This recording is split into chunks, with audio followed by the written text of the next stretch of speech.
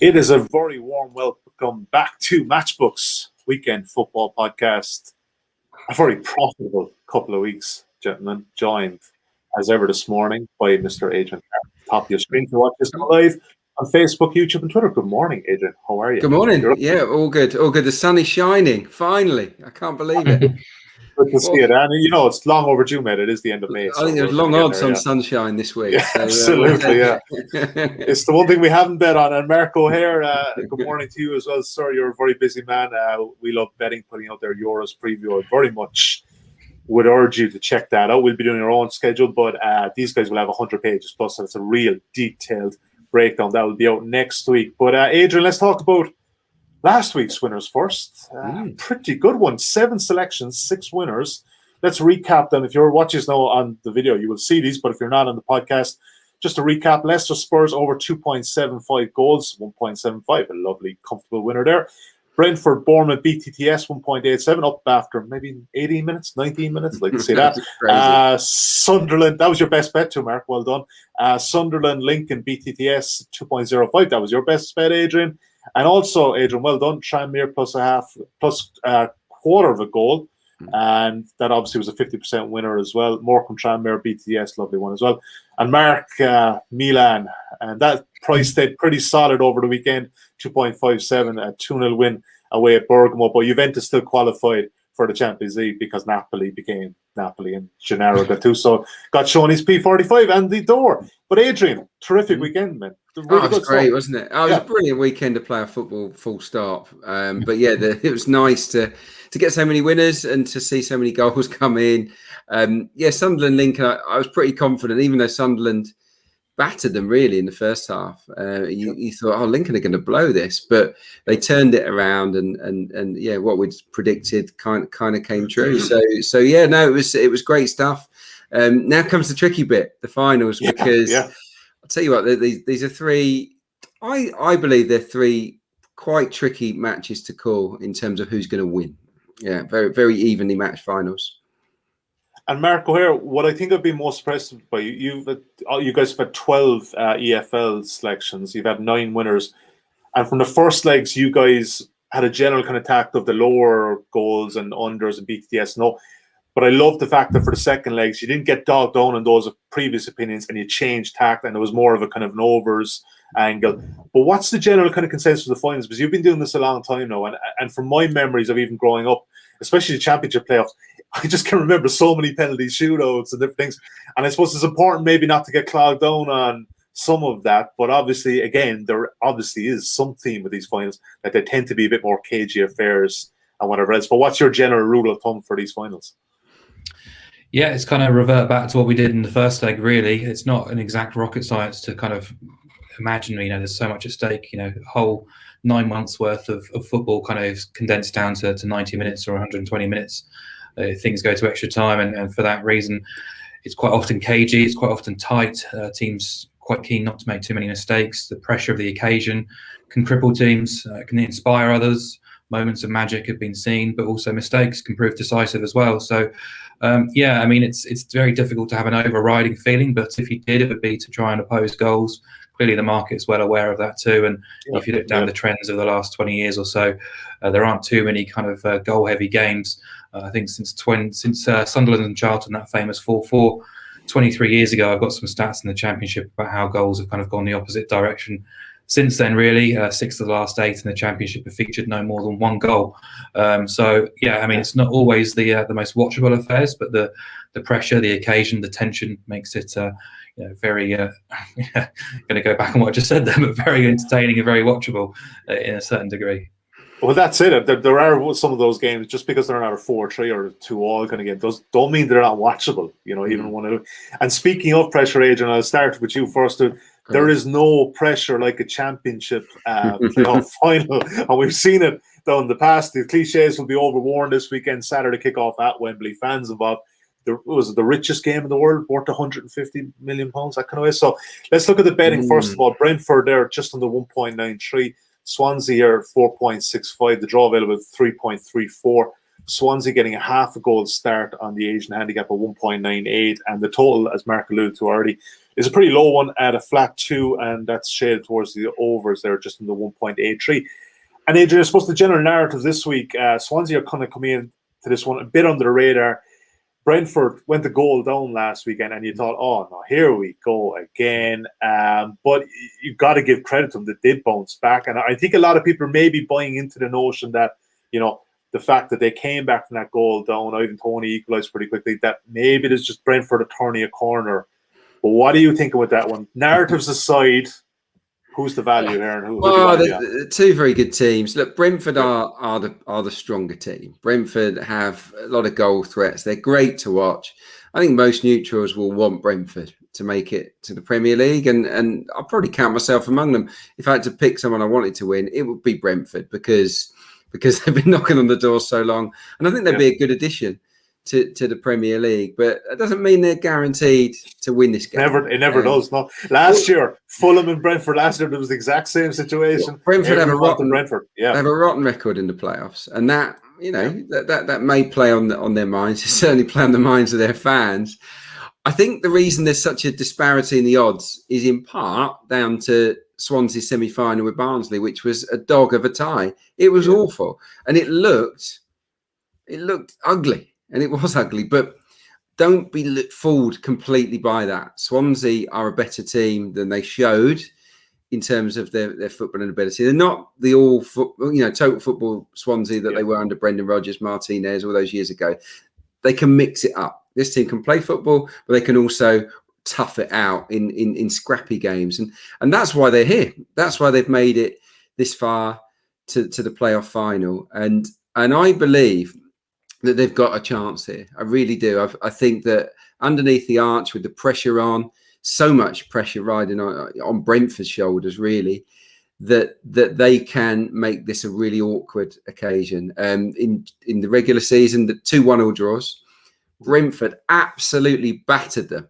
I think it was 21 shots to 2 at the Liberty Stadium, but they only drew 1-1. Swansea did have a player sent off. And then at the game in West London, it was 1-1 and it was a more even affair. Swansea came back from behind on both occasions to draw. So look, I think they've both got match winners up top. Don't discount, Andre Ayew up top. He's a quality player.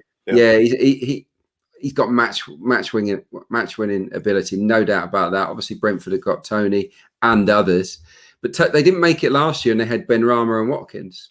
So it is how the team performs, and it's often how you defend. And I look at the two defences, and the one that I would rather have if I was a manager is Swansea's, actually, with Cabango and Guay. Really, really like them. I like the fullbacks as well. I think Connor Norton and Bidwell will probably start. Connor Roberts might be involved, but I like Swansea's defence. Brentford's not so sure. They're brilliant going forward. Great football. Pontus Jansson is always an accident waiting to happen. I mean, I can see Mark smiling. He's just got this. I don't know what it is about him. He's a good player. He's a leader, but he's got a little bit like we saw with Asmir Begovic, who absolutely embarrassed himself for Bournemouth in the semi-final. Pontus Jansson has the ability to implode, and I would never fancy him to be the star of the show in the final. Now, this might be his time, but yeah, I'm not quite sure. So look, it's a good game. I can't tell you whether it's going to be high scoring, low scoring. I'd probably go low on the lower end, but for me, I think it's going to be close. And for that reason, Swansea plus half a goal, just shy of evens, isn't it? 1.98 at the moment. That would be my pick. I also like the draw. I always think the draw is a good one in the final. Because it goes to extra time so often. But yeah, my pick would be Swansea, because you're getting Swansea to nick a 1-0 or a 2-1 here as well, which is more than possible in my opinion. Even though they're slightly inferior in terms of what they look like as a team, they are hard to beat. And first goal, very important. Swansea are unbelievable front runners. I know they let one in from the front against Barnsley the other night. All season, from 1-0 up, they've conceded 7 goals in the entire season from 1-0 up. They You do a lot of golf pods, Sully. Yeah. They're match players under Steve Cooper. They adapt to what is in front of them, and I think they'll do that in this game. And I think for that reason they'll make this a really close final. The interesting thing about that, though, with Swansea scoring first, that Brentford have recovered a league high 23 points when conceding first. So they have a bit of, I hate to use this word, bounce back ability. They do. They do. There's a bit of resolve in that team. But Mark, what are you making of this one? And I suppose we chatted about this with the League One tie with Oxford and Blackpool about, a kind of a really good defence versus a good attack. Obviously, Brentford the highest scores. I'm not going to say the Swansea are the best defence in the Championship, but they have been pretty good in general terms. So what were you seeing this one, Mark? And are you kind of expecting a cagey affair to begin with? Yeah, there's a lot of parallels between what I'm thinking and what Adrian's thinking there, particularly in terms of the first goal. I'll just go back to the goal trends I was talking about earlier. 14 of the last 22 Championship playoff finals have gone under.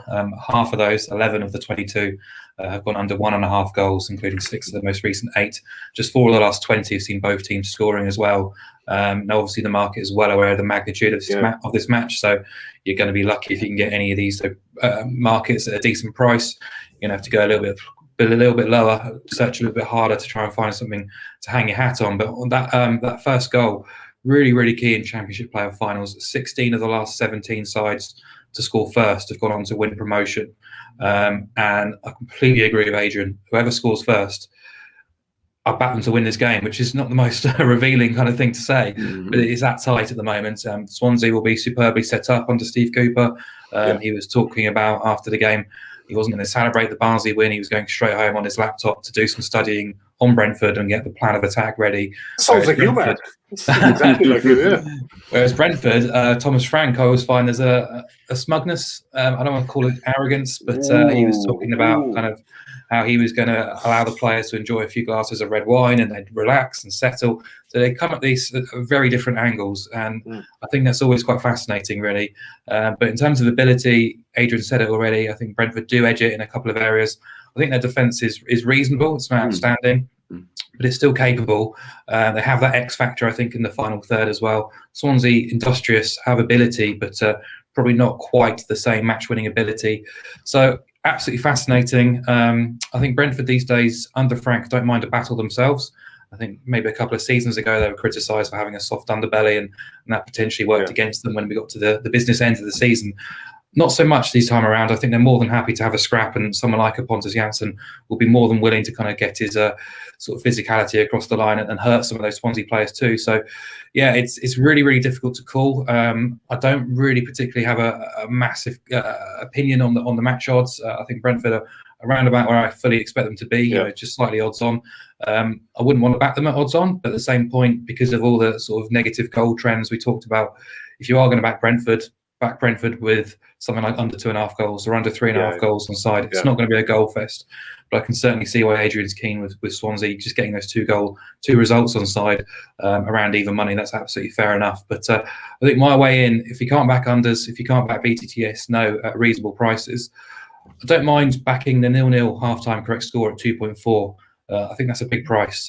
If you went down the years in the Championship, compared the amount of times that kind of bet pays out compared to the price, you're getting a value price there. Put it that way. It's closer to 50%, but we get no goal in the first 45 minutes compared to 2.4. So that'll be my way of playing it. But it's very difficult to call. I can't imagine it's going to be a high-scoring affair. So 1-0 either way wouldn't be a huge surprise. Yeah, I like it. So we'll take Adrian's plus a half a goal, which you can currently back at 1.98 at Matchbook, and let's take Mark's halftime 0-all at 2.4. Good odds against, and could be 0-all at 90 minutes too with both sides of it. So we won't complain about that. Right, let's move on to Sunday's feature at Wembley, and this is of course Blackpool against Lincoln City. I'm a big fan of Blackpool all of a sudden, lads. They're starting to make me money, so quite happy with them all of a sudden. Love those orange shorts too. It's hard to beat those. 2.33 you can back Blackpool. Lincoln City 3.26. The draw available at 3.26. Lincoln City getting a quarter of a start on the Asian handicap at 1.86, and the total. the main total is higher in this game than the previous one. And I'm trying to understand that why, because 1.88, America, I'll come to you for that one. 22 clean sheets in League One for Blackpool this season, 20 for Lincoln. So you would automatically presume that somebody's going to keep a clean sheet there. Is that maybe way too pragmatic in that one? And again, with Blackpool, outside of that mad 3-3 second leg, it was just a bit stupid. It was kind of almost like, what's going on here? They hadn't conceded a goal in 6 games. And I know Adrian had some good stats previous, even looking back further. They just don't really concede goals. And you can't expect Blackpool to get into a final at Wembley and just open it all up. Yeah, I wonder whether that goal line's just been adjusted based on what we saw in the second legs of those ties, or even the first legs as well, really, where I think if you look at them and condense them into individual semi-finals, the propensity for the Blackpool-Oxford game to go overs in both was reasonably strong, considering how Oxford set themselves up and how they approached ties. But yeah, I wonder whether that's had a bearing on the goal side. But I think the market itself has been really interesting, actually. I looked at this first at the weekend. I found it originally the toughest tie to call of all 3. I've been a Blackpool fan all season, put them up each way, anti-post. Delighted they finished 3rd, and they have been the best team, for my money, in League One for 3/4 of the season. Very impressive against Oxford as well. But they were even money on first show quotes, which felt a little bit skinny. Immediately, I was sort of drawn towards getting Lincoln on side. However, the market's matured a little bit, and they've been eased out to 2-3-3 now. Suddenly, that's starting to look a bit more appealing to me, because backing Blackpool at evens, you expect them to win the match at least 50% of the time. You know me, I'm quite pragmatic in that sense with my betting, and so in a tight game, I think that's probably a bit too far in one direction. However, since the easing, you're kind of getting a few more ticks on side, and suddenly some other areas, some other angles are potential. So Blackpool -1/4 at even money starts kind of coming into my mind. I said I think Blackpool have been probably the best team for 3/4 of the season, but my ratings over the last 8, 12, 16, 24 game splits, and actually over the course of the whole campaign, have Blackpool in the top 2. They've been consistently very, very strong. I think they're the more rounded team, unfairly talked about as a defensively minded team. They're absolutely superb in terms of what they offer at the back, but also going forward, they have the quality we highlighted before, Sims and Yates, that can showcase their quality, players who can run in, create movements and score goals too. So I just find Lincoln a little bit harder to read. I think injuries and COVID certainly blew them off course mid-season. I'd love to have seen how they'd have fared if they're able to sustain their early season form throughout the whole campaign without those issues kind of blighting their campaign. But in terms of development, they're very much ahead of where they expected to be. So it's terrific work from Michael Appleton. A great away record this season. The confidence and belief as well, which is coursing through them after the Sunderland second leg, where Appleton said himself he had to read the right act at half time and mix things up and change things. So they are a dangerous cocktail. But I think ultimately I'm expecting another close contest. And I just think Blackpool -1/4, considering where my ratings are at, is probably fair enough. I think defensively they've got the edge, and I think in attack Lincoln are no better than Blackpool right now. So back in Blackpool -1/4, we're only losing half our stake if the game ends all square. And you're losing your full stake if they lose the match, and if they do win, you're getting paid out at even money, which is what they're available at the weekend. So that's kind of how I approach things. All right, Blackpool -1/4 for America, currently 1.99 at matchbook.com. Adrian, I think I kind of set it up that I expected this to maybe a bit more cagey, but I'm thinking, chatting to you pre-show, that you think that this might be a bit more of an open contest.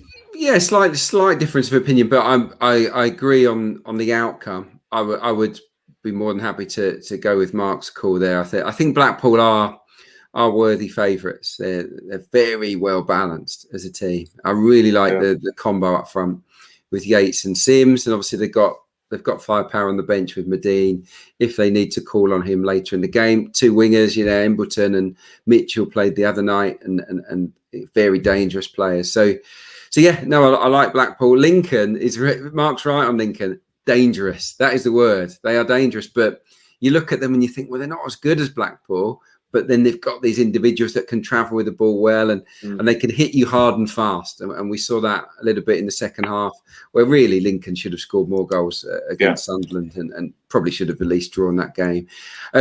What I will say is that if you look at the games in the league, Blackpool 2, Lincoln 3 at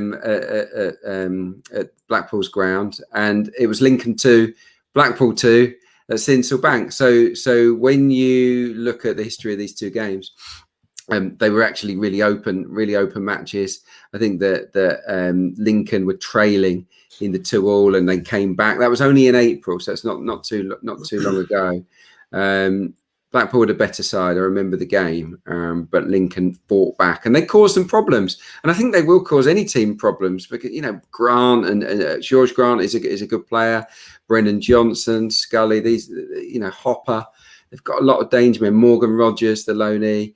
They have players that can just produce. So no, I was looking at over 2.25. I thought that was quite appealing because I think the line is lower. Maybe it's a bit lower than it maybe should be for this matchup, based on what I saw in the playoff semis, really, which was teams that went for it. Blackpool were pretty adventurous. We saw that across the two legs, and Lincoln certainly were. So I think this might be the most entertaining of the three.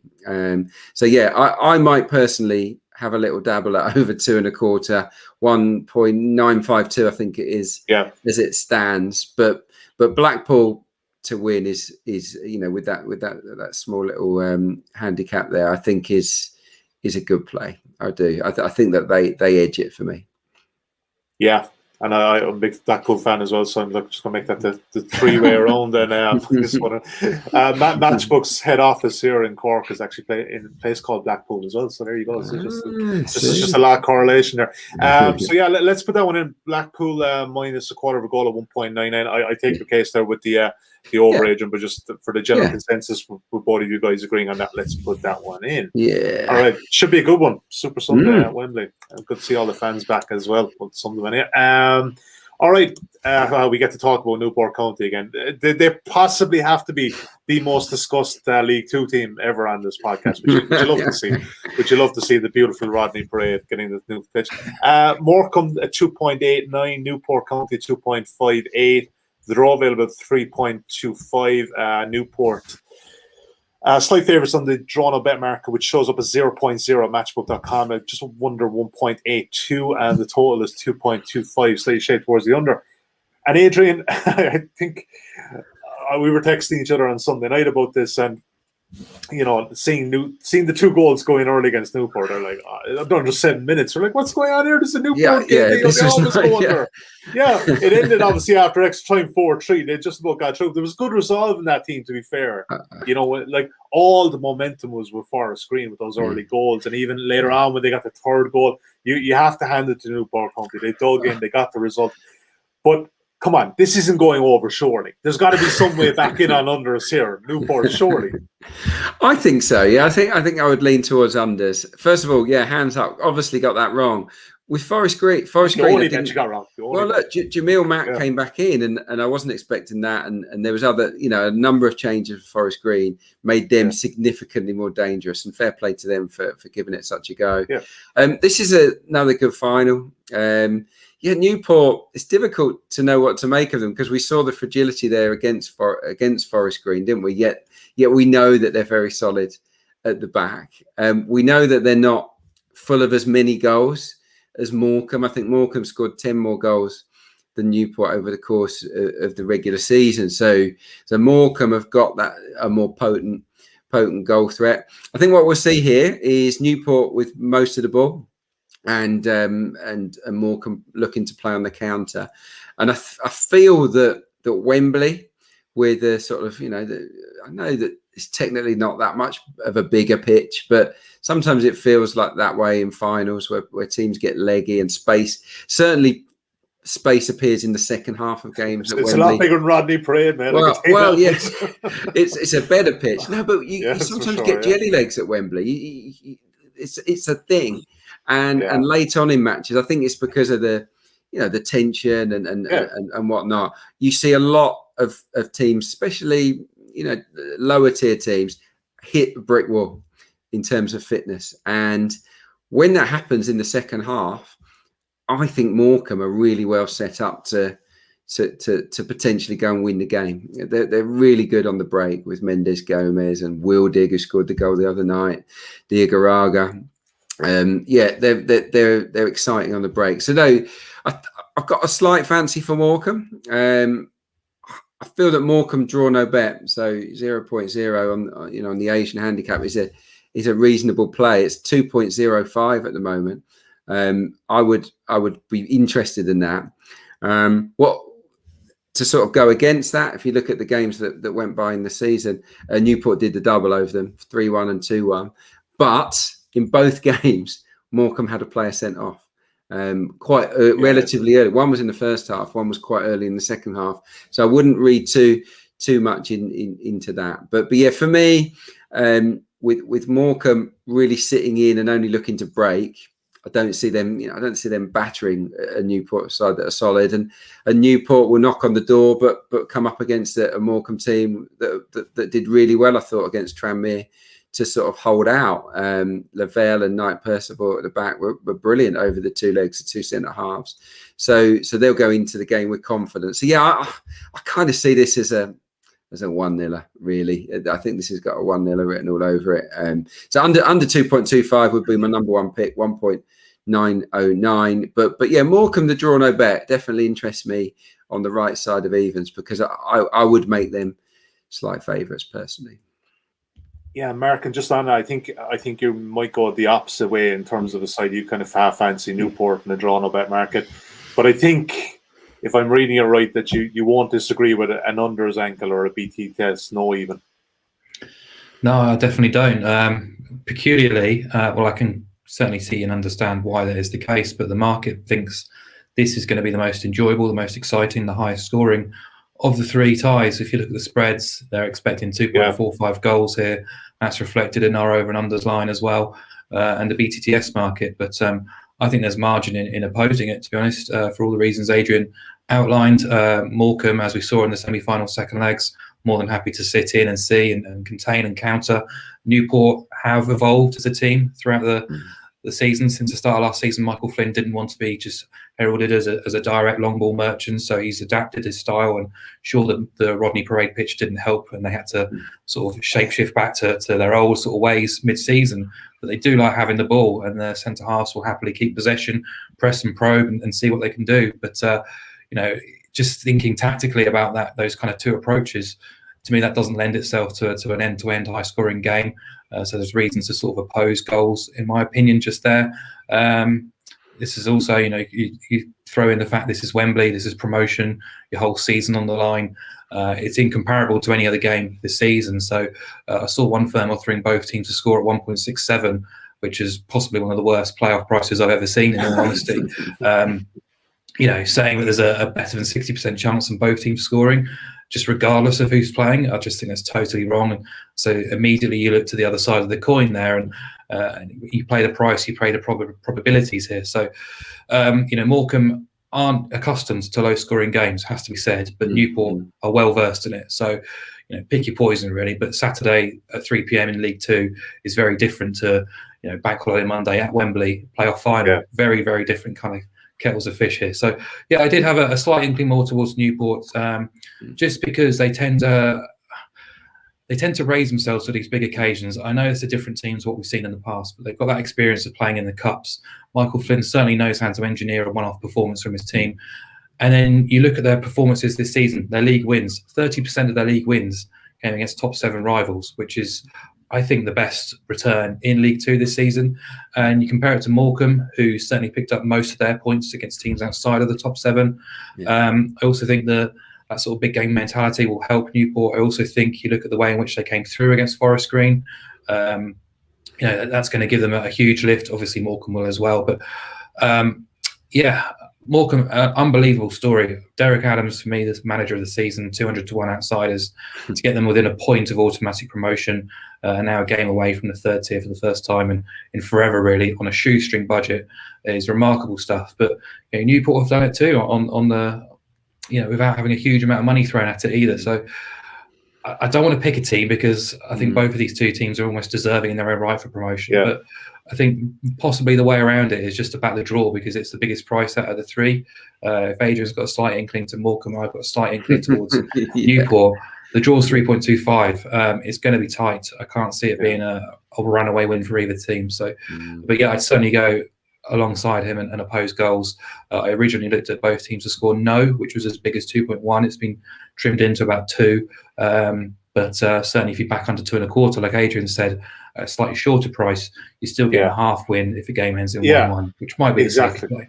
Yeah, I think so. I was just about to say that, because I know they're technically kind of correlated, but it's just that that uncertainty. If it's a 1-1, if there's a late goal, and we obviously saw Newport concede in extra time late last season, so maybe that's rocket. So under 2.25 is currently available at 1.91, which is 10 to 11 on Matchbook, and I like that. Like Mark said, you're making a 50% profit even if it lands on 2. So I cannot say fairer than that.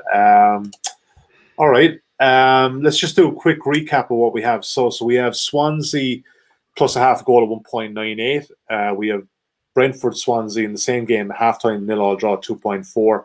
And the next game on Sunday, Blackpool minus a quarter of a goal, which will appear minus 0.0/0.5 at matchbook.com at 1.99. And under 2.25, which would appear under 2.0/2.5 at 1.91. So half and half of your bet. Of all of those, Adrian, start with you. Your best one of all those. And I know this is going to be a tricky weekend. Like, you guys are coming from the high of 9 winners and 12 selections. This is not one to blow your bank balance on ahead of the Euros as well, of course. I don't think so. Yeah, no, I was just scrolling through all of those selections. I'm happy with all of them, but this is tricky. This is tricky. I think the one that I'm most confident about is probably the last one. I think that I can see Mark. That was Mark's as well. I don't see it being a goal fest in the League Two playoff final. I think, two evenly matched sides, and for the reasons we've outlined, go low. League Two unders has been such a great servant to us, hasn't it? All season long. Please, just one more. Do one more for us, and we're going to the summer holidays. Mark, I'm okay with you taking that as your best bet as well. Mate. There's only 3 games there. There's only 3 or 4 bets. If you want that as your best bet as well, I'm quite happy with that. You guys can roll it together on. Well, I think I said on the Champions League podcast, if you disagree with what the market is saying by more than a small amount, you're probably going to be the one who's in the wrong, really. And I think that's also can be the case with the playoffs too. And I don't want to be too aggressive here, but I think out of all the games, opposing goals compared to where the goal line is in the League Two playoff final is probably where I differ to a wider amount than any other bet we put up today. So that would probably be it. I'm happy to go down the same route as Adrian, but if you did want the alternative, I think as a price play, 2.4 for the Championship playoff final to be 0-0 at half time is very decent. Yeah. All right. Yeah, like all that. All right, gents, that is it for domestic football this season. We're on to the Euros next week onwards. So we will be back on Tuesday at 5 p.m. That's Tuesday, the 1st of June, to cover. We're just doing a little anti-post one. Get a bit of a flavour for the outright markets, maybe top goal scorers, maybe have a look at a couple of groups. Maybe not, given the fact there's only 8 teams can qualify for the latter stages. But we'll definitely have a look at the outright stages, and stay tuned. There might be a couple of offers there for new accounts as well. All right, so Adrian, Mark, pleasure as ever, gentlemen. Terrific work with the EFL playoffs. Hopefully we'll be able to cap it off this weekend. But maybe tread a bit more carefully on these ones and watch your bank balance ahead of the Euros. Thank you for watching today. Thank you for listening. If you're tuning in the podcast, like I said, 10 broadcasts for the Euros. We'll be back for an anti-post one on next Tuesday evening, so stay tuned for that. Until then, bye for now.